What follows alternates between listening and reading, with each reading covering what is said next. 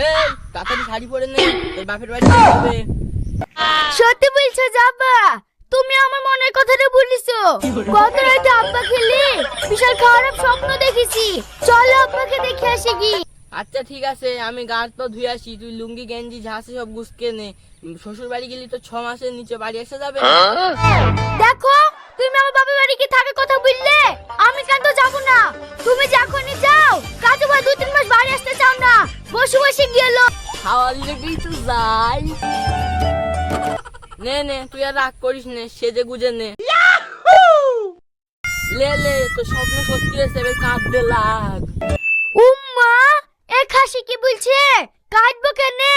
তোর বাপের প্যারালাইসিস হয়ে গেছে, তোর মা ফোন করে আমার বললো, তাই তো নিয়ে আসলাম। এই, তুমি এ কি বলছো গো? এই খাসি আব্বা প্যারালাইসিস হয়ে গেছে, তুই আমাকে বাড়িতে বললি নি? অনেক দূরের রাস্তা, কানতে কানতে হেঁপিয়ে যাবি, তাই বাড়ির কাছে এসে বললুম, নে চালু কর, কানতে লাগ। আব্বা গো, তোমার এ কি করে হলো গো?